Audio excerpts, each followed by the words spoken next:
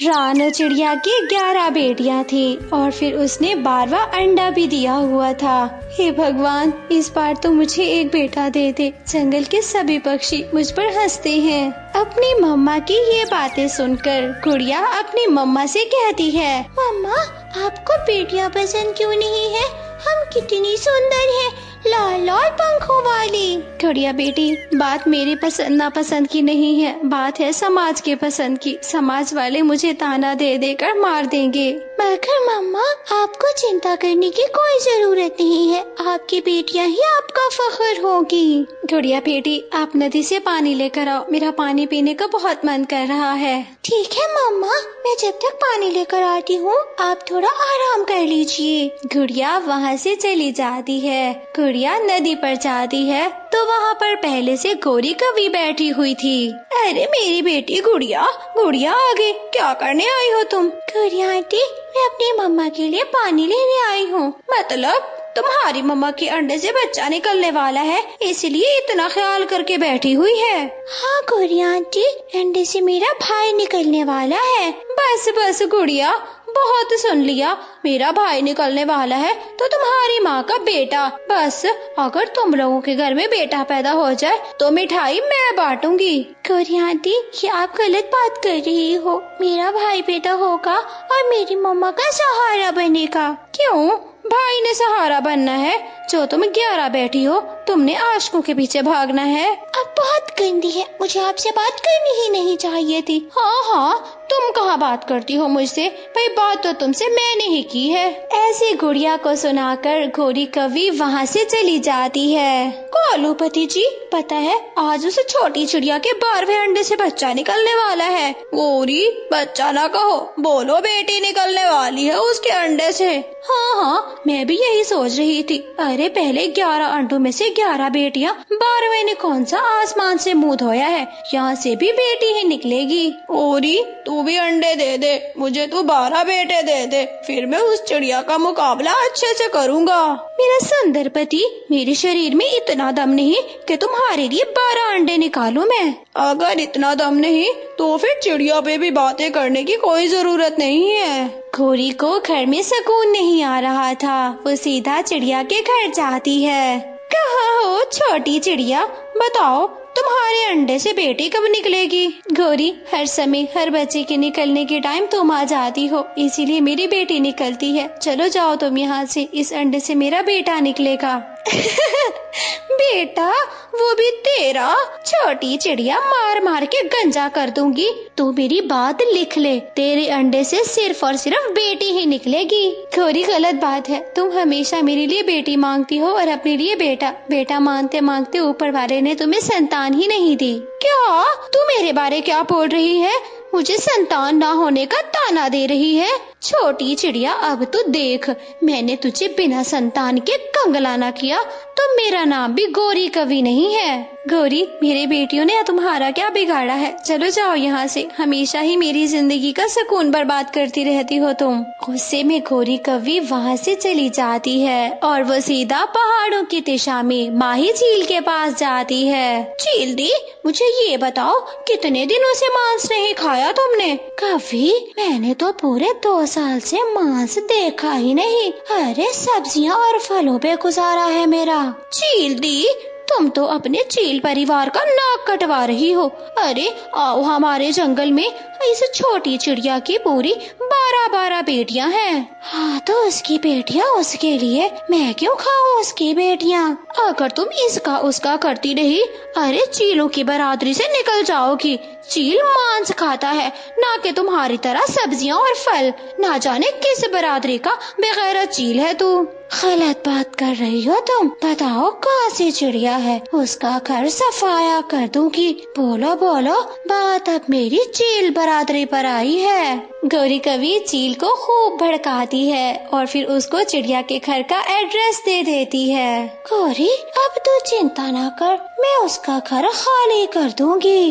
गुड़िया बेटी, वो गौरी बहुत गंदी है, इंतकाम की आग भड़क रही है उसके मन में। चलो हम यहाँ से चलते हैं, आपके नानों वाले जंगल में घर बनाएंगे अपना। गुड़िया की सिर्फ एक बड़ी बेटी उड़ना जानती थी। उसने अपनी 3 बहनों को पीठ पर बिठाया और फिर रानो ने अपना अंडा और अपनी बाकी की बेटियां उठाई।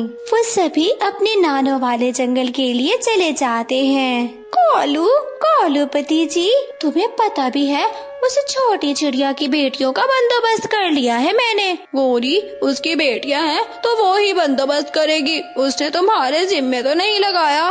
ना मेरा सुंदर पति जिम्मे हर काम लगाया थोड़ी ना जाता है। उसने मुझे बाज होने का ताना दिया है। गौरी और कालू ऐसे बातें कर ही रहे थे कि फिर उसी समय गौरी की बहन आ जाती है। मेरी सुंदर बहन, तूने तो बताया ही नहीं कि तू आ रही है। हाँ गौरी बहन, कैसे बताती, तुम्हारे जीजा जी ने घर से निकाल दिया है मुझे। क्यों, ऐसा क्या कर दिया तुमने कि उस गंदी नाक वाले ने तुझे घर से निकाल दिया? बस मेरी बहन गौरी, मेरे अंडे में से 12वां बेटा निकला है। वो कहता है कि 12 बच्चों की जिम्मेदारी वो नहीं संभालेगा, इसलिए घर से निकाल दिया। मेरी प्यारी बहन, वैसे जगह तो मेरे घर में भी नहीं है, छोटा सा घर है। सामने वाले घर में एक चिड़िया रहती है, उसकी 12 बेटियां हैं और तुम्हारे भी 12 बेटे हैं। जाओ उसके घर जाओ, बड़ी दयालु है, घर में भी रखेगी, दाना भोजन भी देगी। गौरी अपनी बहन को वहीं पर भेज देती है। गौरी की बहन जाकर देखती है घर में तो कोई नहीं था। अरे बाजी तो कह रही थी कि 12 बेटियों की माँ रहती है, मगर यहाँ पर तो कोई नहीं। गौरी की बहन अपने बच्चों को सुलाकर खुद भी सो जाती है। जब से कौवे ने मुझे जेल बरादरी से निकालने की धमकी दी, तब से नींद नहीं आ रही। मैं तो अब जाऊंगी, उसकी 12 के 12 बेटियां खा कर ही आऊंगी। माही चील को रात में भी सुकून नहीं आ रहा था। वो माही चील जल्दी से उड़ती है और वो सीधा चिड़िया के घर आती है। ये घर चिड़िया का तो नहीं, ये तो कौवी है। चाहे जो भी है, अब तो मैं मांस खाऊंगी तो खाऊंगी। चील मिनटों में उसके 12 बच्चे चट कर जाती है और फिर आखिर में गौरी की बहन को भी खा जाती है। सुबह हो जाती है। सुबह ही सुबह गौरी कौवी अपनी बहन को देखने के लिए जाती है। हाय, ये क्या हो गया? मेरी सुंदर बहन अपने 12 बच्चों के साथ मर गई है। ना जाने किसने मारा होगा मेरी बहन को। अरे रानो चिड़िया कहाँ है? रानो तो नजर ही नहीं आ रही। अगर उस चील ने रानो की बेटियों को खाया होता तो उसके पंख होते, मगर ये तो मेरे भांजों के पंख हैं। हाय, ये मैंने क्या कर दिया? मुझे तो बहुत बुरी सजा मिली। मैंने अपनी बहन और अपने भांजे गवा डाले। माता पिता अपने बच्चों से बहुत प्यार करते हैं। बच्चे पैदा होने तक से लेकर उनकी हर एक जिम्मेदारी पूरी करने तक। मम्मा चिड़िया के 2 बच्चे थे। एक थी उनकी बेटी गुड़िया और फिर उनका बेटा कोको। रानो, मैं काम पर जा रहा हूँ, तुम बच्चों को नाश्ता बनाकर स्कूल भेज देना। अरे पति जी, आप चिंता मत करो, मैं जैसे ही नाश्ता बनाऊंगी तो फिर बच्चों को स्कूल भेज दूंगी। मैं मीठा फल खाकर जा रहा हूँ, मेरे पेट में रोटी की जगह नहीं, इसलिए जल्दी जाऊँगा और फिर काम करके जल्दी वापस आ जाऊँगा। अरे खैरियत से जाएं, आराम से जाइएगा। अपना ऑटो रिक्शा आहिस्ता से चलाया करें। तुम चिंता मत करो, सवारी कभी कभी जल्दी पहुँचनी होती है तो ऑटो रिक्शे की रफ्तार तेज करनी पड़ती है। ये कहकर पापा चिड़िया घर से चला जाता है। मम्मा चिड़िया रसोई में बैठकर रोटी बना रही थी। मम्मा, पहली रोटी मेरी। नहीं मम्मा, पहली रोटी मेरी। मम्मा, अब कुक्कू भाई को रोटी नहीं देना, बल्कि मुझे देना। नहीं मम्मा, आप गुड़िया को रोटी मत देना, पहली रोटी तो मैं ही लूँगा। कुक्कू साहिब, मैं मम्मा को ज्यादा अच्छी लगती हूँ और तुम अपने पापा को। अगर तुम्हें ज्यादा मम्मा पसंद है तो फिर तुम मम्मा के लाई हुई रोटी खाया करो। मेरे पापा मीठा फल लेकर आते हैं, उसको हाथ भी मत लगाया करो। अच्छा बस, क्या हो गया है? सुबह से लड़े जा रहे हो, रोटी एक के बाद दूसरी भी पक जाएगी। तुम लोग तो ऐसे लड़ रहे हो जैसे एक ही रोटी हो। मम्मा, मुझे बहुत भूख लगी है, मैं पहली रोटी खाऊंगी। मम्मा, मैंने बोल दिया रोटी पहली मैं खाऊंगा। मैं तो जा रही हूँ रसोई से, खुद ही खाना बनाओ और खुद ही खाओ। तुम लोगों की चिक से तंग आ गई हूँ। पहली रोटी मैं तो पहली रोटी मैं। अच्छा मम्मा ठीक है, मुझे एक लुकमा दे दीजिएगा, बाकी की रोटी कुक्कू भाई खाएगा। नहीं मम्मा, मैं इसको एक लुकमा भी नहीं दूंगा। और अगर तुम लोग ऐसे लड़ोगे तो फिर मैं खाना ही नहीं बनाऊंगी। बहन भाइयों में कितना प्यार होता है और फिर माता पिता उनके कैसे हर ख्वाहिश को पूरा करते हैं। ऐसे ही दिन गुजरते गए और फिर हर गुजरते दिन के साथ बच्चे भी बड़े होते गए। गुड़िया के पापा, आज जब कुकू और गुड़िया स्कूल से आएंगे, आज उनका स्कूल का आखिरी दिन है, क्या आप गुड़िया को भी कॉलेज में पढ़ाओगे? अरे नहीं, पहले मैं कुकू को भेजूंगा। अगर कुकू को कॉलेज का माहौल अच्छा लगा तो फिर ही गुड़िया को भेजूंगा। हालात ठीक नहीं है, आए रोज कोई ना कोई मसला हो जाता है। बात तो आप बिल्कुल ठीक कह रहे हैं, हालात ठीक नहीं है। मैं भी कहती हूँ पहले कुकू को भेजेंगे, अगर हालात ठीक हुए तभी भेजेंगे हम गुड़िया को। थोड़ी ही देर में कुकू और फिर गुड़िया घर आ जाते हैं। मम्मा, हमारे कॉलेज वालों ने कहा है कि शहर वाले कॉलेज में दाखिला लो, वहीं पर पढ़ाई करो, तभी आप लोग डॉक्टर बन पाओगे। कुकू बेटा, आप चिंता ना करो, आपके पापा ने सारा बंदोबस्त कर लिया है। कल आपने शहर वाले कॉलेज जाना है। मम्मा, क्या पापा मुझे नहीं भेजेंगे? गुड़िया बेटी, हालात ठीक नहीं होते, शहर के पक्षी बहुत गंदे होते हैं, इसलिए पहले कुकू सेटल होगा फिर तुम्हें भेजूंगी। गुड़िया अपनी मम्मा की बात मान लेती है। आखिरकार वो दिन भी आ जाता है। कुकू का सामान पैक हो चुका था, ऑटो रिक्शा भी आ चुका था। रानो, कुकू का सामान पूरा है ना? हाँ बिल्कुल, मेरे कुकू का सारा सामान है। मैंने कुछ खाने की चीजें भी रख दी हैं, रास्ते में खाते हुए जाना। ये बात सुनकर कुकू की आंखों में आंसू आ जाते हैं। मम्मा, आप मुझसे कितना प्यार करते हैं, मैं आपसे दूर नहीं जाना चाहता, मगर क्या करूं, हमारे गांव में कोई अच्छा सा कॉलेज है ही नहीं। मेरा बेटा कुकू, आप परेशान मत हो, आप कामयाब हो जाइए, हमारे लिए यही काफी है। फिर जब कुकू के जाने का वक्त होता है, कुकू अपनी मम्मा के गले लगता है, फिर अपने पापा के और फिर जाते हुए गुड़िया के। गुड़िया बहन, मैं बहुत याद करूँगा हमारी वो पहली रोटी पर लड़ाई, हमारे वो मीठे फल पे लड़ाई। कुकू भाई, आप परेशान मत हो, जब आप सेटल हो जाएंगे तो मैं वहाँ भी पहुँच जाऊंगी और फिर लड़ाई भी कर लेंगे।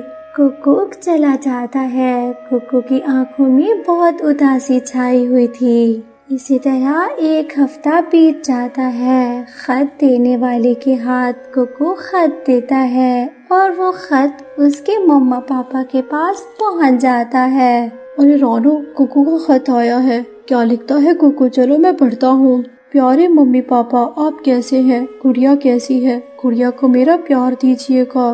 कॉलेज वाले सभी बहुत अच्छे हैं और फिर वहाँ पर लड़कियाँ भी पढ़ने आती हैं। आप जल्दी से गुड़िया को भेज दीजिए, गुड़िया के पढ़ाई के दिन वेस्ट ना हो। मुझे बहुत खुशी हो रही है अपने बेटी कुकू का खत पढ़ के। मैं बहुत इंतजार में थी, ना जाने कुकू ने खत देर से क्यों भेजा। अरे पढ़ने किया है बच्चा मसरूफ होगा, या फिर खत देने वाले ने ही देर कर दी होगी। हाँ बिल्कुल, कई मसले हो सकते हैं, मगर हम माँ बाप का दिल मानता ही नहीं। फिर वो दिन भी आ जाता है जब गुड़िया का सामान पैक हो गया था। मम्मा, मैं जा रही हूँ, मैं आपको बहुत याद करूँगी। बेटी गुड़िया, अपनी पढ़ाई पर तवज्जो देना, अच्छे काम करना, ऐसे काम करना कि आपके माता पिता का सर फख्र से बुलंद हो जाए। गुड़िया अपनी मम्मा से मिलती है और फिर अपने पापा से, वो फिर वहाँ से चली जाती है। शाम के समय दोनों पति पत्नी झरने पर बैठे थे। आपको याद है ना वो टाइम जब हम लोगों की नई नई शादी हुई थी और हम अकेले थे।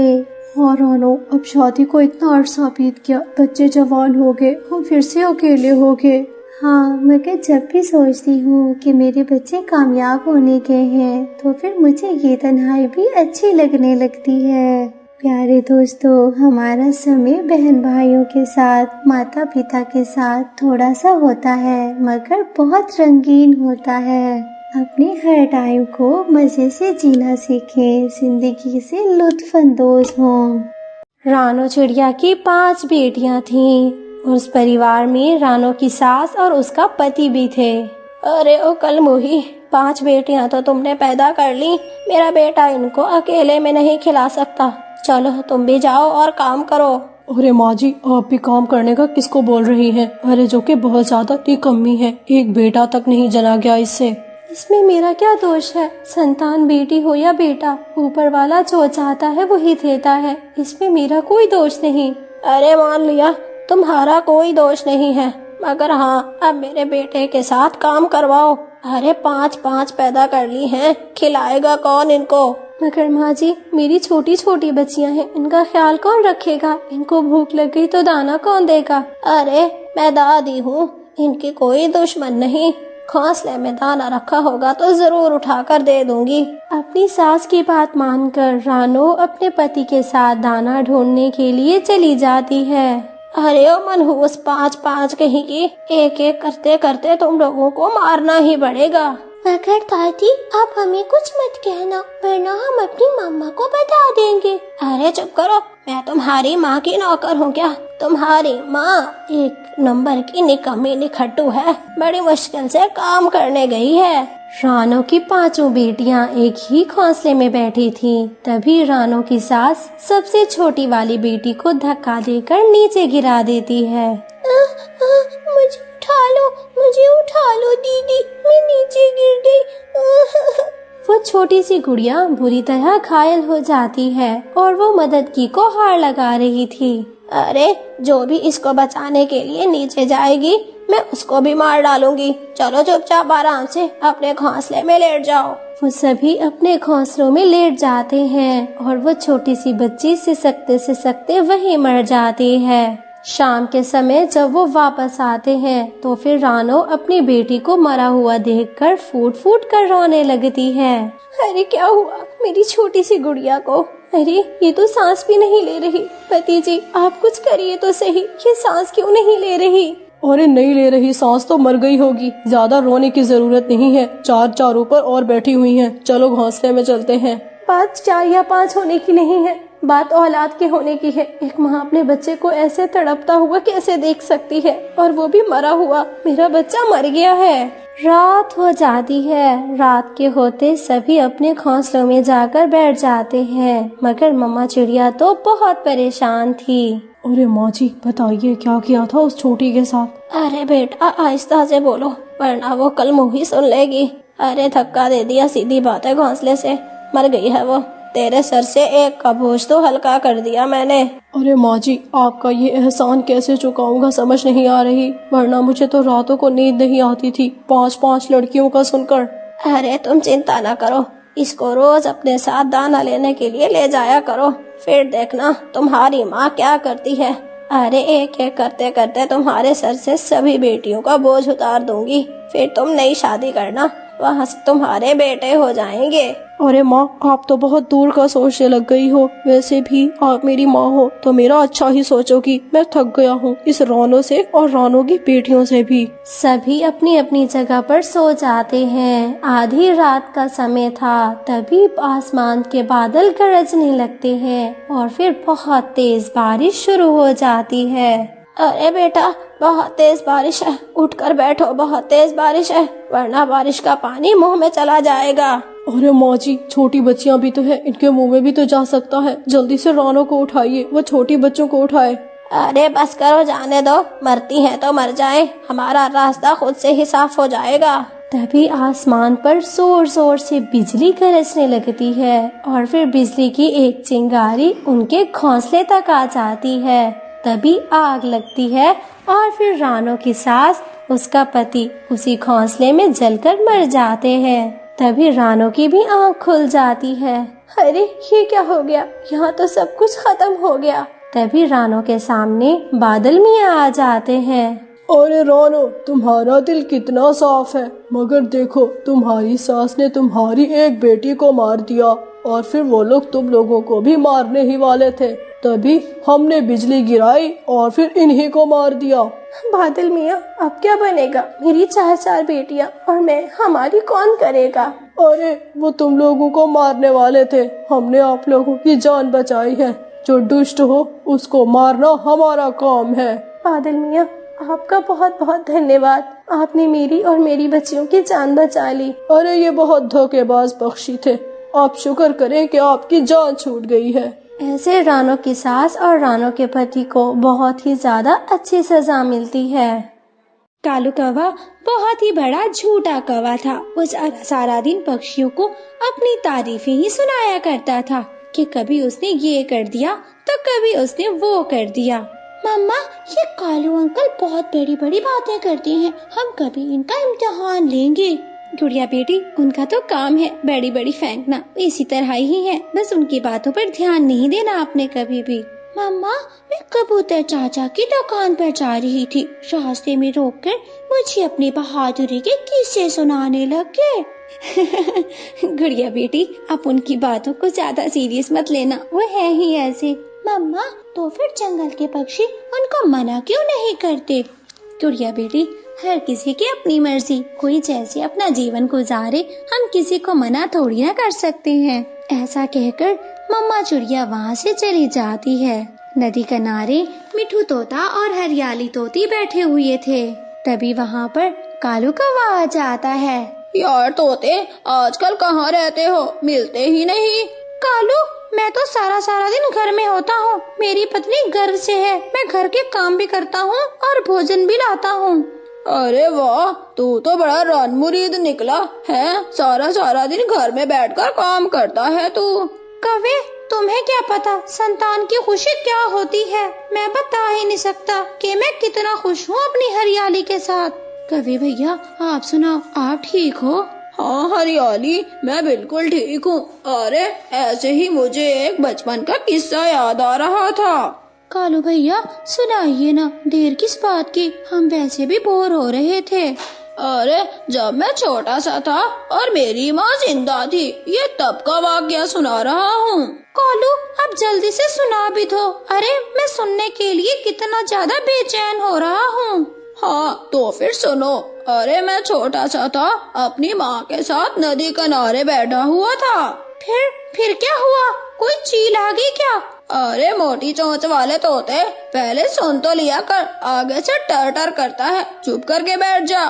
तभी मेरी माँ का पैर फिसला और वो फिर नदी में गिर गई।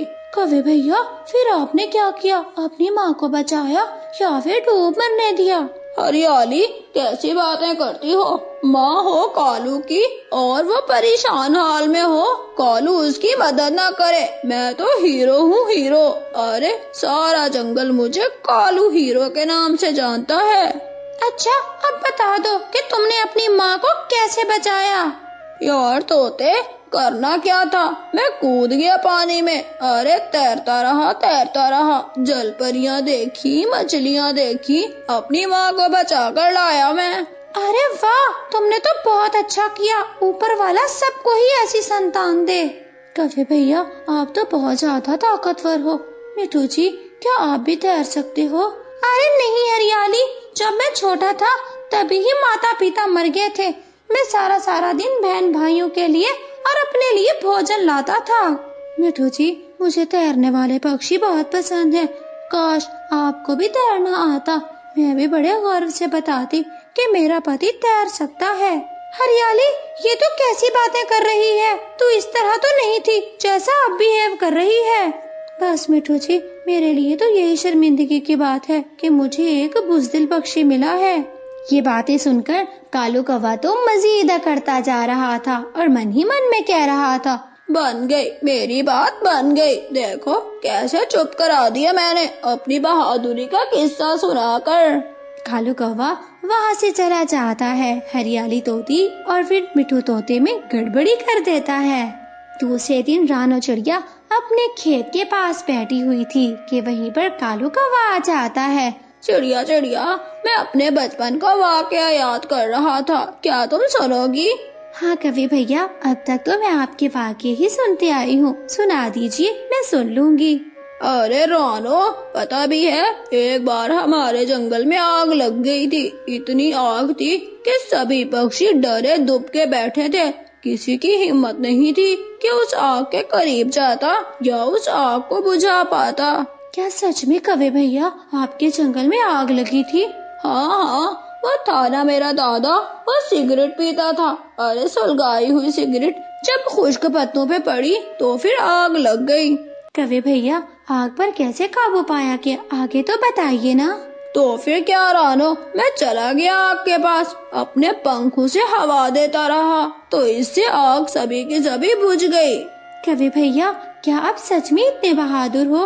हाँ रानो, अब देखो जंगल में कोई भी मुसीबत आए तो सभी मुझे ही बुलाने आते हैं।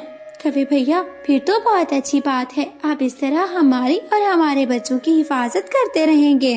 कालू कौवा मन ही मन में कहता है, चल नी गंदी चिड़िया, मैं नौकर नहीं हूँ, कोई बेड़ी नहीं हूँ तुम्हारा कि तुम्हारी और तुम्हारे बच्चों की रक्षा करूँ। कालू कौवा वहाँ से चला जाता है। एक दिन सभी पक्षी पिकनिक का प्लान बनाते हैं। हरियाली, तुम क्या बना कर जाओगी? मिठू जी, मैं सोच रही हूँ मैं खीर बना लेती हूँ। अरे, मैं भी पुलाव बना लेती हूँ, सभी पक्षियों को बहुत पसंद आएगा। लूसी, तुम क्या बना रही हो? अरे पति जी, मैं तो मोतीचूर के लड्डू बना रही हूँ, पक्षी बहुत मजे से खाएंगे। फिर सभी पक्षी अपना खाने और भोजन का सामान इकट्ठा करके एक जगह पर पहुँच जाते हैं। अरे, सब आगे हैं मगर कालू भैया नहीं आए। अरे, मैं उस कालू की महफिल में नहीं बैठूंगा। जब भी फेंकता है अपनी बड़ी बड़ी फेंकता है कि मैंने ये कर दिया, मैंने वो कर दिया। अरे नहीं तोते भैया, कवि भैया सच में बहादुर हैं। उन्होंने बताया एक बार उन्होंने जंगल की आग भी बुझाई थी। अरे बस बस, कभी कुएं में कूदता है तो कभी जल परी देखने जाता है तो कभी आग बुझाता है। ये कालू कौवा तो ना हुआ, कोई फरिश्ता ही हुआ। तभी वही थोड़ी देर में कालू कौवा भी आ जाता है। चलो चलो सब पक्षी चलो, देर हो रही है, शाम से पहले पहले वापस भी आना है। माता पिता अपने बच्चों से बहुत प्यार करते हैं। बच्चे पैदा होने तक से लेकर उनकी हर एक जिम्मेदारी पूरी करने तक। मम्मा चिड़िया के 2 बच्चे थे, एक थी उनकी बेटी गुड़िया और फिर उनका बेटा कुकू। रानो, मैं काम पर जा रहा हूँ, तुम बच्चों को नाश्ता बनाकर स्कूल भेज देना। अरे पति जी, आप चिंता मत करो, मैं जैसे ही नाश्ता बनाऊंगी तो फिर बच्चों को स्कूल भेज दूंगी। मैं मीठा फल खाकर जा रहा हूँ, मेरे पेट में रोटी की जगह नहीं, इसलिए जल्दी जाऊँगा और फिर काम करके जल्दी वापस आ जाऊँगा। अरे खैरियत से जाएं, आराम से जाइएगा, अपना ऑटो रिक्शा आहिस्ता से चलाया करें। तुम चिंता मत करो, सवारी कभी कभी जल्दी पहुँचनी होती है तो ऑटो रिक्शे की रफ्तार तेज करनी पड़ती है। ये कहकर पापा चिड़िया घर से चला जाता है। मम्मा चिड़िया रसोई में बैठकर रोटी बना रही थी। मम्मा, पहली रोटी मेरी। नहीं मम्मा, पहली रोटी मेरी। मम्मा, अब कुक्कू भाई को रोटी नहीं देना बल्कि मुझे देना। नहीं नहीं मम्मा, आप गुड़िया को रोटी मत देना, पहली रोटी तो मैं ही लूँगा। कुक्कू साहिब, मैं मम्मा को ज्यादा अच्छी लगती हूँ और तुम अपने पापा को। अगर तुम्हें ज्यादा मम्मा पसंद है तो फिर तुम मम्मा के लाई हुई रोटी खाया करो। मेरे पापा मीठा फल लेकर आते हैं, उसको हाथ भी मत लगाया करो। अच्छा बस बस, क्या हो गया है? सुबह से लड़े जा रहे हो, रोटी एक के बाद दूसरी भी पक जाएगी। तुम लोग तो ऐसे लड़ रहे हो जैसे एक ही रोटी हो। मम्मा, मुझे बहुत भूख लगी है, मैं पहली रोटी खाऊंगी। मम्मा, मैंने बोल दिया रोटी पहली मैं खाऊंगा। मैं तो जा रही हूँ रसोई से, खुद ही खाना बनाओ और खुद ही खाओ। तुम लोगों की चिक चिक से तंग आ गई हूँ। पहली रोटी मैं तो पहली रोटी मैं। अच्छा मम्मा ठीक है, मुझे एक लुकमा दे दीजिएगा, बाकी की रोटी कुक्कू भाई खाएगा। नहीं मम्मा, मैं इसको एक लुकमा भी नहीं दूंगा। और अगर तुम लोग ऐसे लड़ोगे तो फिर मैं खाना ही नहीं बनाऊंगी। बहन भाइयों में कितना प्यार होता है और फिर माता पिता उनके कैसे हर ख्वाहिश को पूरा करते हैं। ऐसे ही दिन गुजरते गए और फिर हर गुजरते दिन के साथ बच्चे भी बड़े होते गए। गुड़िया के पापा, आज जब कुकू और गुड़िया स्कूल से आएंगे, आज उनका स्कूल का आखिरी दिन है, क्या आप गुड़िया को भी कॉलेज में पढ़ाओगे? अरे नहीं, पहले मैं कुकू को भेजूंगा। अगर कुकू को कॉलेज का माहौल अच्छा लगा तो फिर ही गुड़िया को भेजूंगा। हालात ठीक नहीं है, आए रोज कोई ना कोई मसला हो जाता है। माँ तो आप बिल्कुल ठीक कह रहे हैं, हालात ठीक नहीं है। मैं भी कहती हूँ पहले कुकू को भेजेंगे, अगर हालात ठीक हुए तभी भेजेंगे हम गुड़िया को। थोड़ी ही देर में कुकू और फिर गुड़िया घर आ जाते हैं। मम्मा, हमारे कॉलेज वालों ने कहा है कि शहर वाले कॉलेज में दाखिला लो, वहीं पर पढ़ाई करो, तभी आप लोग डॉक्टर बन पाओगे।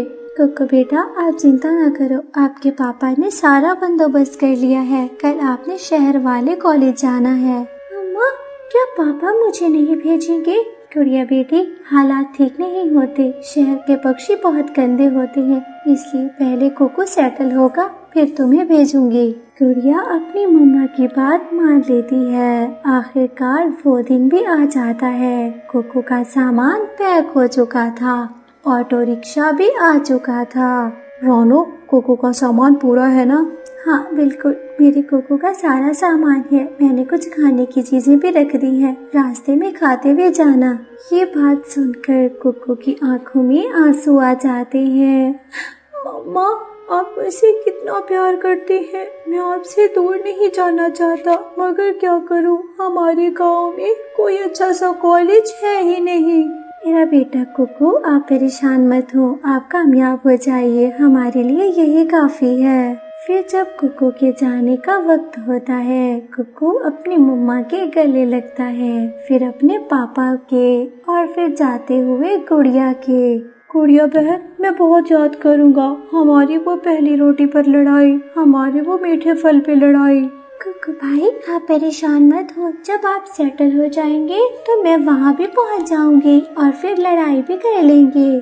कोको चला जाता है। कोको की आंखों में बहुत उदासी छाई हुई थी। इसी तरह एक हफ्ता बीत जाता है। खत देने वाले के हाथ कोको खत देता है और वो खत उसके मम्मा पापा के पास पहुंच जाता है। अरे रानो, कोको का खत आया है। क्या लिखता है कोको? चलो मैं पढ़ता हूँ। प्यारे मम्मी पापा, आप कैसे हैं? गुड़िया कैसी है? गुड़िया को मेरा प्यार दीजिएगा। कॉलेज वाले सभी बहुत अच्छे हैं और फिर वहाँ पर लड़कियाँ भी पढ़ने आती हैं। आप जल्दी से गुड़िया को भेज दीजिए, गुड़िया के पढ़ाई के दिन वेस्ट ना हो। मुझे बहुत खुशी हो रही है अपने बेटे कोको का खत पढ़ के। मैं बहुत इंतजार में थी, ना जाने कोको ने खत देर से क्यों भेजा। अरे पढ़ने गया है बच्चा, मसरूफ होगा, या फिर खत देने वाले ने ही देर कर दी होगी। हाँ बिल्कुल, कई मसले हो सकते हैं, मगर हम माँ बाप का दिल मानता ही नहीं। फिर वो दिन भी आ जाता है जब गुड़िया का सामान पैक हो गया था। मम्मा, मैं जा रही हूँ, मैं आपको बहुत याद करूँगी। बेटी गुड़िया, अपनी पढ़ाई पर तवज्जो देना, अच्छे काम करना, ऐसे काम करना कि आपके माता पिता का सर फख्र से बुलंद हो जाए। गुड़िया अपनी मम्मा से मिलती है और फिर अपने पापा से। वो फिर वहाँ से चली जाती है। शाम के समय दोनों पति पत्नी झरने पर बैठे थे। आपको याद है ना वो टाइम जब हम लोगों की नई नई शादी हुई थी और हम अकेले थे। हाँ रानो, अब शादी को इतना अरसा बीत गया, बच्चे जवान हो गए, हम फिर से अकेले हो गए। हाँ, मगर जब भी सोचती हूँ कि मेरे बच्चे कामयाब होने गए हैं तो फिर मुझे ये तन्हाई भी अच्छी लगने लगती है। प्यारे दोस्तों, हमारा समय बहन भाइयों के साथ, माता पिता के साथ थोड़ा सा होता है, मगर बहुत रंगीन होता है। अपने हर टाइम को मजे से जीना सीखें, जिंदगी से लुत्फानंदोज हों। रानू चिड़िया का एक अंडा था और वो अपने अंडे पर अपनी नजरें जमाए बैठी थी। ना जाने मेरा अंडा कब फूटेगा। जैसे ही मेरा बच्चा निकलेगा, मैं उसको अपने सीने से लगा लूंगी। उसी समय रानू चिड़िया का अंडा फूटता है और अंडे पर से बहुत प्यारी लाल लाल पंखों वाली बेटी निकल आती है। मेरी बेटी, मेरी सुंदर बेटी, मेरी खूबसूरत बेटी, मैं तुम्हारा कितना इंतजार कर रही थी। आखिरकार तुम अंडे से बाहर आ गई। मम्मा, अंडे का छिलका बहुत सख्त था, मैं बहुत ही ज्यादा मुश्किल से तोड़ पाई हूँ। कोई बात नहीं गुड़िया बेटी। मम्मा, आपने अंडा तोड़ने में मेरी मदद क्यों नहीं की? गुड़िया बेटी, अंडा मैं कैसे तोड़ती? आप अगर अंडे से पूरी तैयार ना हुई होती तो फिर अंडा तो मेरा खराब हो जाता ना। मम्मा, मेरे पापा कहाँ हैं? मेरे पापा को बुलाएं। गुड़िया बेटी, आपके पापा आपके लिए मीठा फल लेने गए हैं। वो जैसे ही आते हैं तो आपको बहुत प्यार करेंगे आपके पापा। नहीं, मैं पापा से नाराज हूँ। अभी बुलाए मेरे पापा को, मुझे पापा से मिलना है। जब मैं अंडे में थी तो मैं पापा की बातें बहुत गौर से सुना करती थी। बस कर दो गुड़िया, कितना बोलोगी? इतना नहीं बोलते गुड़िया बेटी। आप आज ही तो अंडे से बाहर आई हो और इतना चटर पटर बोल रही हो। मैं तो बोलूंगी, मैं तो बोलूंगी। जब तक आप मेरे पापा को नहीं बुलाएंगी मैं तो बोलती रहूंगी। मम्मा चिड़िया घर से बाहर जाती है और फिर अपने पति को बताने का कोई ना कोई उपाय सोचना शुरू कर देती है। ना जाने गुड़िया के पापा कहाँ होंगे, उन तक मेरी आवाज पहुँचेगी भी नहीं पहुँचेगी। तभी वहाँ से मिठू तोता गुजरता है। तोते तोते भैया इधर आए। मिठू तोता उसके पास जाता है। क्या हुआ चिड़िया चिड़िया, बहुत जल्दी भी लग रही हो। तोते, आज मेरे अंडे से खूबसूरत बेटी निकली है, क्या ये तुम बात मेरे पति मोनू को जाकर बता दोगे? हाँ चिड़िया, मैं जंगल की ओर ही जा रहा था, शुक्र से तुमने मुझे काम बता दिया। मैं अब जाता हूँ और अभी तुम्हारे पति को बताता हूँ। मिठू तोता वहाँ से उड़ता है और वो सीधा मोनू चिड़ा के पास जाता है, जो कि एक खेत में काम कर रहा था। मोनू चिड़े, तुम्हारी पत्नी ने अभी मुझे बताया है कि तुम्हारे अंडे में से बेटी निकली है। मिठू तोते, क्या तुम सच बोल रहे हो, मजाक तो नहीं कर रहे? अरे नहीं नहीं, तुम्हारी बेटी निकली है, जाकर देखो तो सही। मोनू चिड़ा जल्दी से उड़ता है और वो सीधा मीठे फल वाले पेड़ पर जाता है और वहाँ पर से एक मीठा फल तोड़ता है और सीधा घर आ जाता है। ये लो मेरी बेटी, मेरी सुंदर बेटी, मैं तुम्हारे लिए फल लाया हूँ। नहीं पापा, मैं आपसे बात नहीं करूँगी, मैं आपसे बहुत नाराज हूँ। जब मैं अंडे से फोटो लेगी तो आप घर में क्यों नहीं थे? अरे गुड़िया बेटी, जैसे तुम्हारी माँ घर संभालती है वैसे ही मैं बाहर के काम करता हूँ, दाना भोजन लाता हूँ। अगर मैं घर में बैठा रहूँ हम तो भूख से मर जाएंगे। पर पापा, आप आज के दिन तो घर बैठ सकते थे ना, आप क्यों नहीं बैठे? गुड़िया बेटी, अब 2 दिन पहले निकली हो अंडे से, मैं तो समझ रहा था अब 2 दिन बाद निकलोगी, इसीलिए मैं काम पर चला गया। फिर पापा चिड़िया और गुड़िया बैठकर बहुत सारी बातें करते हैं। मम्मा चिड़िया रसोई में जाकर काम करना शुरू कर देती है। रात हो जाती है और सभी सुकून से सो जाते हैं। आज मम्मा चिड़िया बहुत ही सुकून से सोई हुई थी, क्योंकि उसको पहले अंडे की चिंता होती थी, अब तो अंडे पर से बेटी जो निकल आई थी। फिर सुबह हो जाती है। सुबह ही सुबह पापा चिड़िया काम पर जाने के लिए तैयार होता है। रोनो, मैं काम के लिए जा रहा हूँ, तुम गुड़िया को बहुत ख्याल रखना। गुड़िया के पापा, मुझे भी अपने साथ लेकर चले, मैं नदी पर चली जाऊंगी। पूरा 1 महीना हो गया है, मैं नहाई नहीं हूँ, मैं जाकर नहा लूंगी। गुड़िया की मम्मा, गुड़िया घर में अकेली पड़ जाएगी, कोई शिकारी पक्षी भी आ सकता है। गुड़िया के पापा, हम गुड़िया को घर के अंदर बंद कर देंगे और बाहर ताला लगा देंगे, भला किसी को क्या पता कि यहाँ पर बच्चा बैठा हुआ है। फिर मम्मा चिड़िया और पापा चिड़िया वहाँ से चले जाते हैं। मम्मा चिड़िया नदी में जाकर पहले कुछ डुबकियाँ लगाती है और नहा लेती है। अंडे के पापा, मेरा मकई खाने का दिल कर रहा है, क्या कहीं पर मकई है? हाँ गुड़िया की मम्मा, मकई तो मिलेगी, मगर वो किसान के खेत में, वहाँ जाना पड़ेगा हमें। गुड़िया के पापा, हम चले जाते हैं किसान के खेत में, मैंने कई दिनों से मकई नहीं खाई है, मकई का भुट्टा खाने का बहुत मन कर रहा है। फिर वो दोनों किसान की बस्ती में जाते हैं और वहाँ पर उसके खेत में बैठ जाते हैं। मकई का खेत बहुत बड़ा था। गुड़िया की मम्मा, मैं यहाँ ऊंचे पेड़ पर बैठता हूँ, तुम जल्दी से मकई के खेत में जाओ और कुछ मकई के दाने खा लो, मैं देखता हूँ कहीं पर से किसान न आ जाए। फिर पापा चिड़िया एक बड़े पेड़ की डाल पर बैठ जाता है और मम्मा चिड़िया खेत के अंदर घुस जाती है, मगर शिकारी तो खेत में पहले ही बैठा हुआ था। वो अपना तीर सीधा करता है और सीधा मम्मा चिड़िया के सीने में जाने देता है। तीर लगने के कारण मम्मा चिड़िया वहीं की वहीं रह जाती है। गुड़िया के पापा देखते भी हैं तो क्या देखते हैं कि रानो चिड़िया के सीने में तीर लगा हुआ है।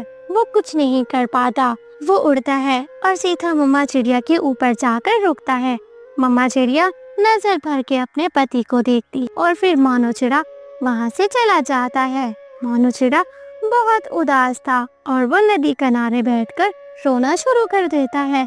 ना जाने मैं क्या बताऊंगा, मेरी बेटी 1 दिन की है, मैं उसको कैसे ये खबर दूंगा कि उसकी माँ को शिकारी ने मार दिया, हमारे घर को शिकारी ने उजाड़ दिया। जालिम शिकारी, हम तुम्हें कभी माफ नहीं करेंगे। शाम के समय मोनू चिड़ा उदासी के आलम में अपने घर जाता है। गुड़िया उनका इंतजार कर रही थी। पापा, मेरी मम्मा कहाँ है? आप अकेले क्यों आए हो? गुड़िया बेटी, आपकी मम्मा मुझसे नाराज हो गई हैं और ये जंगल छोड़कर वो चली गई हैं।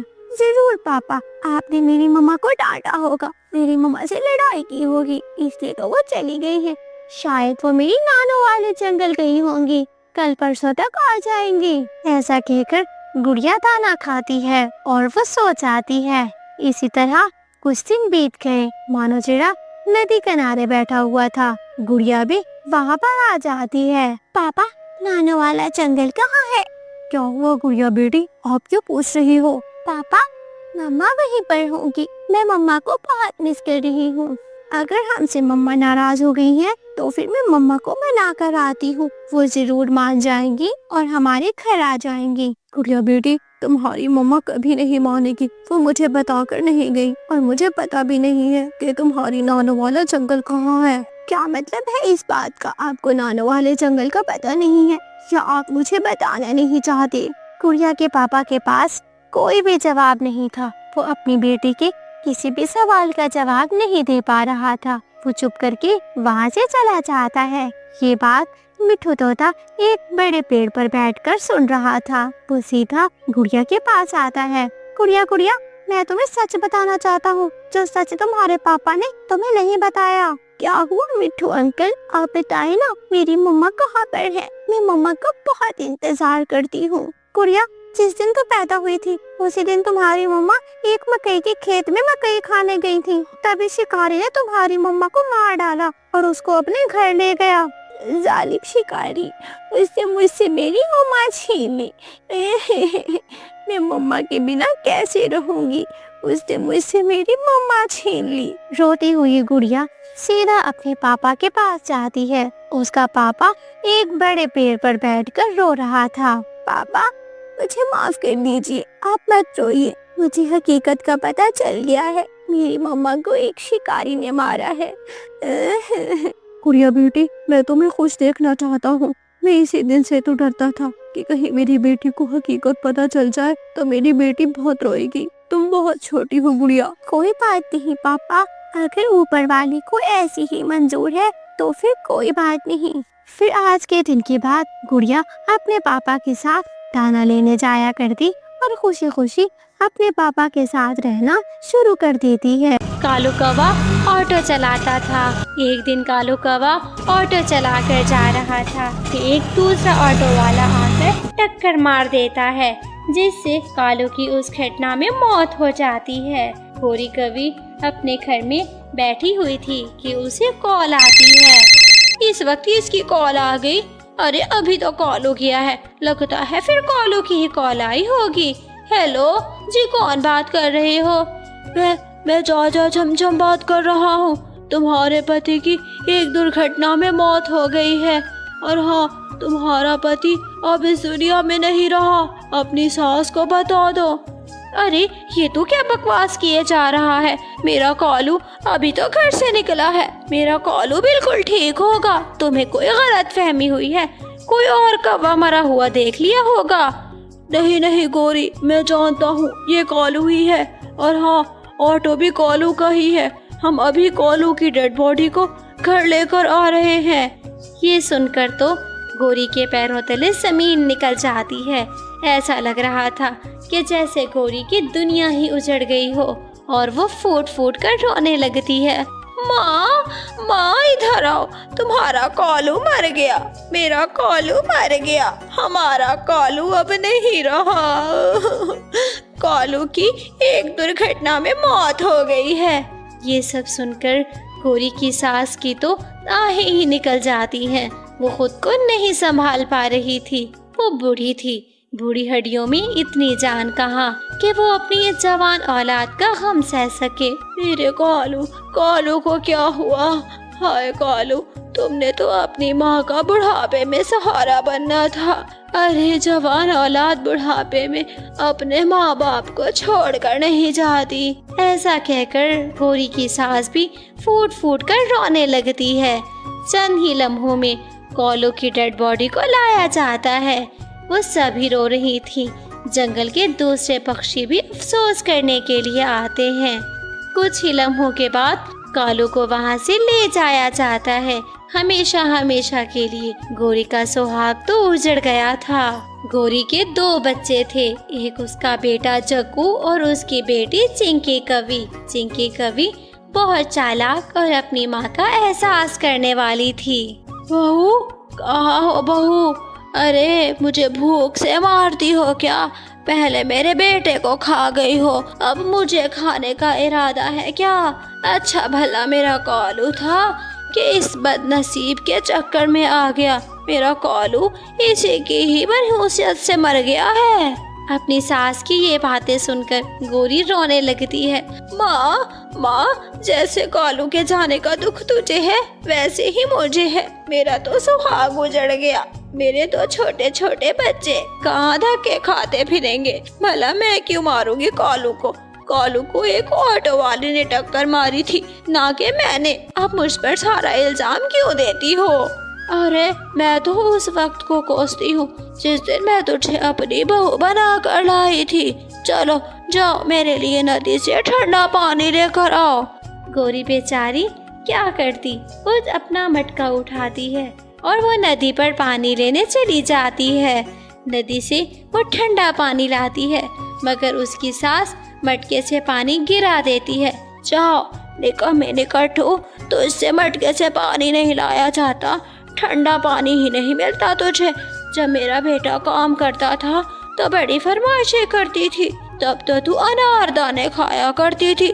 चल निकल, मेरे लिए ठंडा पानी लेकर आ। फिर गोरी कवि दोबारा मटका उठाती है, वो नदी पर जाती है। वो रो भी रही थी और नदी से ठंडा पानी ले रही थी। वहाँ पर रानो चिड़िया आ जाती है। गोरी बहन क्या कर रही हो? रानो, मेरी प्यारी बहन रानो, मैं क्या करूं? मेरी सास मुझे सुबह शाम ताने देती है कि कॉलू को मैंने मारा है। भला मैं क्यों मारूंगी? कोई पत्नी अपने पति को क्यों मारेगी? गोरी बहन आप चिंता मत करो, वो माँ है ना, अभी उसका दिल बहुत टूटा हुआ है। उसका जवान बेटा चला गया है। तो रानो, मेरा भी तो पति चला गया है। वो बूढ़ी माँ है और मैं जवान बीवी। उसने थोड़ा वक्त गुजारा है, मैंने अभी ज्यादा जिंदगी गुजारनी है। तो छोटे छोटे बच्चे हैं, मुझे उनका भी ख्याल रखना पड़ता है। गोरी दिल छोटा मत करो, ऊपर वाले ने ये जिम्मेदारी तुम्हें दी है और तुम ये जिम्मेदारी बहुत खुशस्लूबी से निभाओ। गोरी पानी ले जाती है, मगर अब भी उसकी सास पानी को गर्म कहकर दोबारा से गिरा देती है। गोरी का दिल किरची किरची होकर टूट गया था। अब गोरी बहुत उदास रहने लगी थी। एक दिन गोरी की सास अपनी सहेलियों से मिलकर वापस आ रही थी। रास्ते में वो एक पेड़ की डाल पर बैठ जाती है, जहाँ पर उसको हरियाली तोती मिलती है। कवि मौजी, अपनी बहू को घर से निकाल दो, पहले ही तुम्हारे बेटे को खा गई। देखना, अब ये एक दिन तुम्हें मार देगी और फिर तुम मर जाओगी, तो ये घर उसका बच्चों का हो जाएगा और वो ऐश करेगी ऐश। ये बात सुनकर गोरी की सास बिल्कुल नहीं सोचती। वो गुस्से में घर आती है और गोरी से कहती है, अरे चल चल मनहूस कहीं की, अपना सामान उठा, अपने बच्चे उठा और यहाँ से निकल जा, दोबारा कभी वापस नहीं आना। अरे मेरे बेटे को खा गई हो, लगता है मुझे भी खा जाओगी। जाओ जाओ यहाँ से।